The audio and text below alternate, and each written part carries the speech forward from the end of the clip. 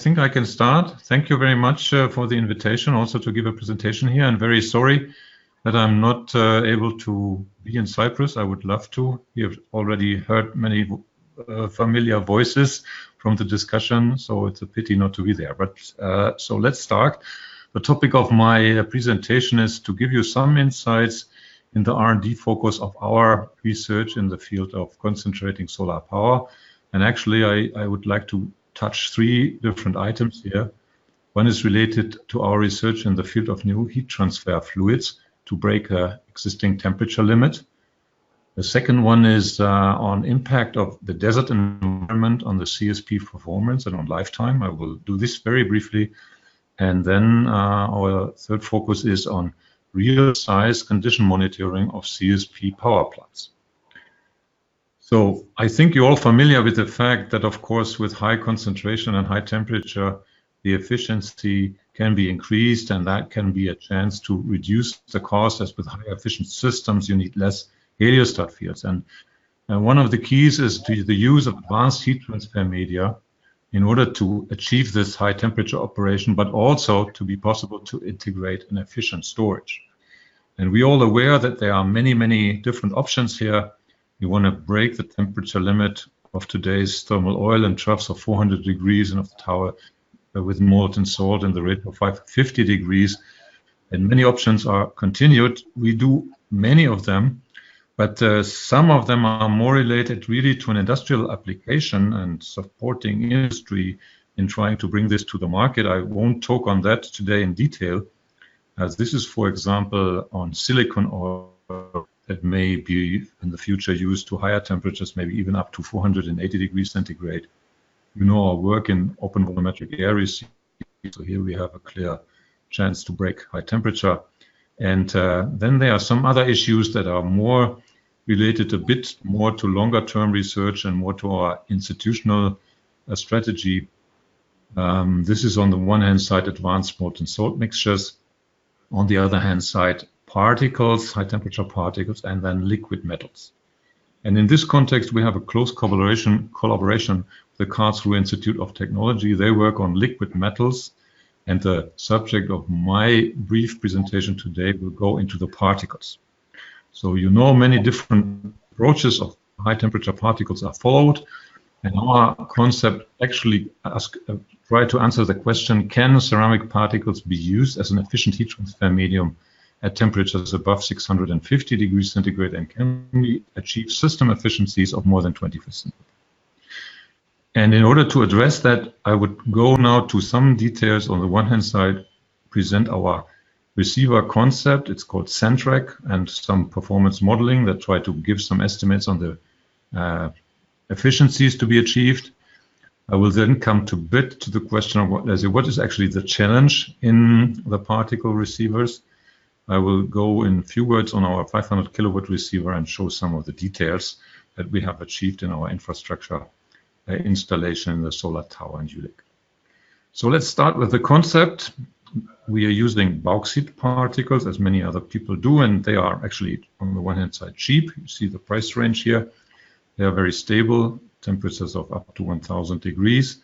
They are dark, as you can see. They can be used directly as absorption material, and so also under these boundary conditions as a direct storage medium. It's a cheap storage, and we did some calculations, relatively cheap to move them compared, for example, to pump molten salt. And the concept that we are following is called a Centrac receiver concept. It's a rotating receiver concept, and what you see hopefully in this animation is how the particles flow in a centrifugal receiver concept and are, let's say, attached to the inside of a rotating cylinder. The radiation is actually entering into this cavity from the low right side, and you see that the rotational speed actually can control the speed of the particles that are flowing into that, and by that you can adapt it to different, let's say, solar conditions, different part load conditions here. The other benefit is that actually they also insulate the cylinder wall. So by that, the highest temperature actually in the particles and not in the material of the absorber, which also helps to go to higher temperatures. So this is our concept, and we did a lot of modeling work, which I just would like to summarize here, comparing it to existing molten salt state-of-the-art 565 degrees centigrade receivers. And you see some potential benefits here in the efficiency cascade. On the one hand side, it's related to the receiver. We have a, let's say, direct absorbing cavity type of receiver, which can lead to higher annual receiver efficiencies. We have a higher annual thermal temperature output, which can lead to a better power block efficiency, and we save a lot of energy in the auxiliaries. Those who are familiar with molten salt towers know that pumping of salt is quite an issue here. So that our estimate is that we can clearly go beyond the 20% efficiency. The second question is actually, what is really the challenge in this kind of concept? And if you are able to watch this little video here, you will see that hopefully can recognize that, let's say, it's not a continuous, really smooth kind of flow that you can observe in the particles. So every now and then you have some little avalanches, and the question is really, can you achieve a homogeneous kind of flow? So this flow characteristic depends on many parameters. On the one hand side, on the mass flow, on the surface roughness, on the particle diameter, and their roughness, on the inclination angle. Actually, there are no models available that you really can predict this kind of flow. So what we did in order to investigate that was creating our own measurement system. Is the rotating camera system that we use for particle tracing velocimetry. So you can imagine a camera that's rotating inside of a cylinder, actually in the code case, of course, and we have some colored particles, so you can take pictures from these particles. You can reveal 3D coordinates, and if you have 4 cameras, you can also translate them into 3D coordinates and convert them into particle tracks. And by that, you get an understanding of the flow of the particles. You can compare it to modeling results, and then you can somehow optimize or adapt the model so that you actually really have an understanding on how does the flow actually be affected by the different parameters. If you follow that, then you can adapt your design. In our case, we found out that it's very important to have a thin particle film regime. That means really a very, very thin film, to have a profiled wall structure, a rough wall structure, and also some periodic modulation of the rotational speed to achieve a real homogeneous flow. And that could be proven in our test campaign in the solar tower in Jülich. Up to 60 hours of solar operation what was performed during the last year, and we achieved a maximum average particle temperature of 965 degrees. We also did some validation with our modeling with respect to receiver efficiency and so on, so that we are, let's say, believing that's the first proof of concept here to demonstrate this particle receiver testing. You see some pictures, some movie. I hope you can also see it from the operating receiver. And there's also some overlay of the infrared signal here. Actually, the average temperature measurement was not only performed by infrared, but also by thermocouples at the exit that have confirmed this temperature distribution. We have actually attracted some industrial interest here, and there's a further step until the year 2020. There will be a further development and a complete system testing with the German industry partners and also with some DLR spin-off company here. There's some collaboration inside of SolarPACES, and we also have some ideas and maybe some activities to continue testing of our particle receiver in cooperation with Sandia. Also in Albuquerque from the German side, there's some support and funding. I hope we can also find this money from the US side here. And particles, of course, are also attractive for longer-term thermochemical fuel production. So this is an issue which we also take into another sector in the future. Well, moving on to the next research question is actually, is this concept of generally CSP be fit to be operated in 20 years of desert environment? And there are lots of questions. I can't go into details here, but I just want to mention that we work on the impact of aerosols on the optical plant performance, on soiling effects, and also on the question of erosion rates and other aspects here in this context. And the other aspect which is important is our third question, And that's how to monitor the condition of a full solar plant with high accuracy. Also, I cannot go into the details how to do a heliostat field characterization by automatic deflectometry, by the full heliostat field, how to convert flux density measurements without target into real information on the overall flux distribution, and how to perform cloud shadow monitoring with different kind of instruments. But the focus I would like to have in my last 5 minutes is the use of UAVs in CSP system. So UAVs actually need different kinds of, let's say, boundary conditions. You need to separate, at least that's our approach. On the one hand side, the flight planning, what is the right kind of track that the drone actually takes over the field in order to get the best views that are applicable for the application. To have, let's say, a data acquisition system which consists of this UAV and some hardware. And this is typically something which needs to be flexible, because we have different flight regulations in all kinds of countries. So bringing a drone from Germany to some other place is very difficult. So we have to rent the drone, we have to put on the payload and let somebody else operate the UAV there. And then with this data, we do the processing and the evaluation by ourselves. So the hardware that we actually developed our system here is this UAV I show in the picture, and this is the payload. It's actually just a visible or an infrared camera, maybe even a gas sensor that can be put onto the drone. And then, of course, a lot of software in order to calculate the waypoints, to do some photogrammetry and some, let's say, afterworks like ray tracing, in order to convert slope deviations actually to real intercept factors. So different kinds of things have been proven up to now. On the one hand side, this is a shape accuracy measurement.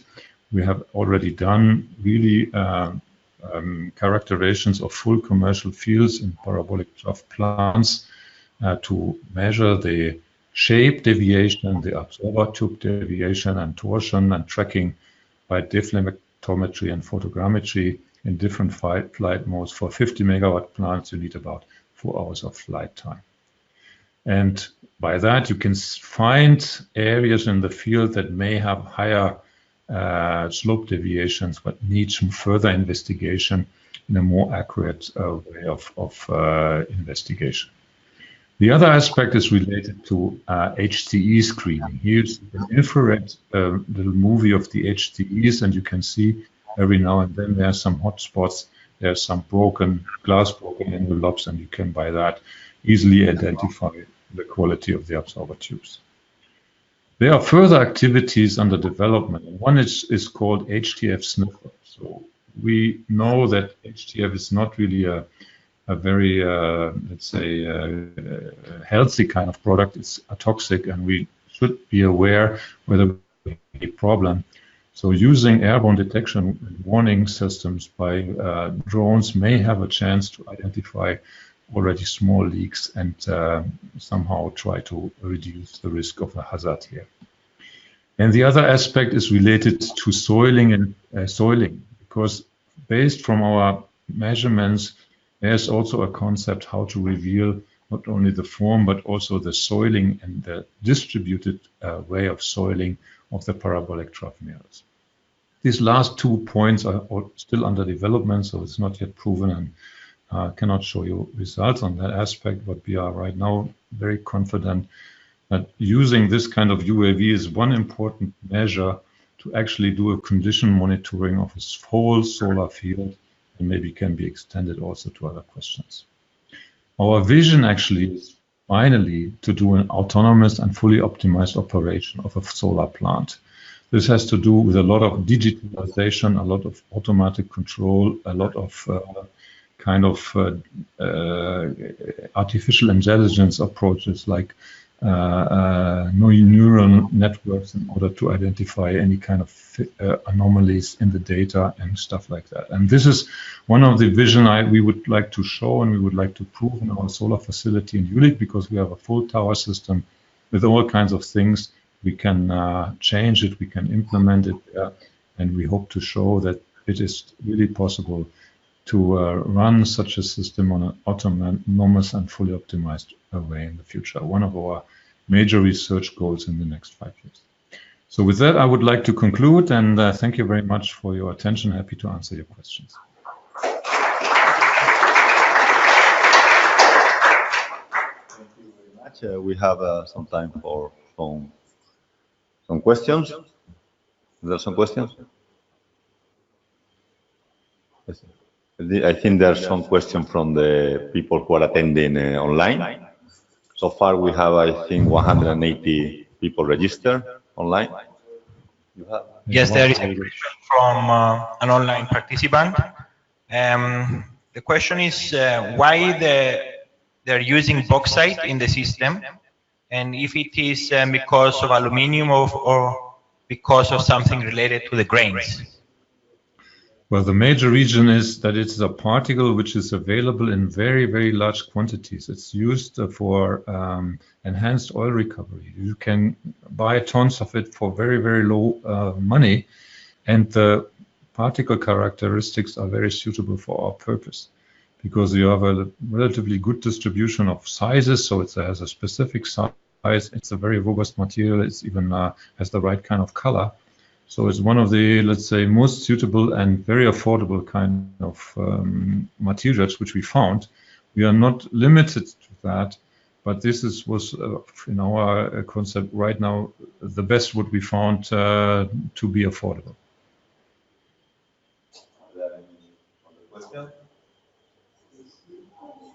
Yeah, Manuel.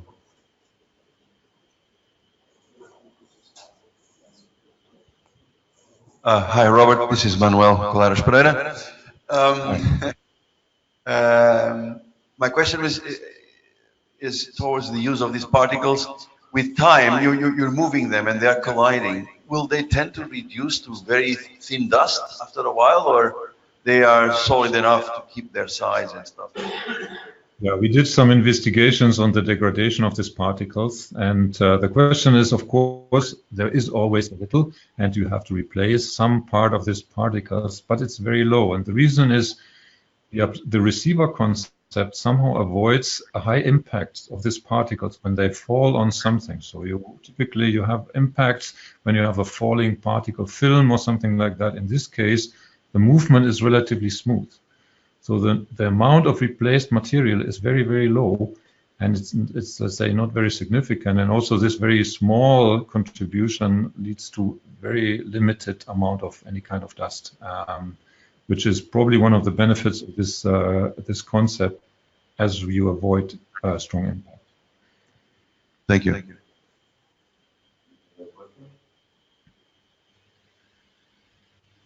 It is not. So thank you very much, Robert. Thank you, and have a good meeting. Thank you very much. Bye.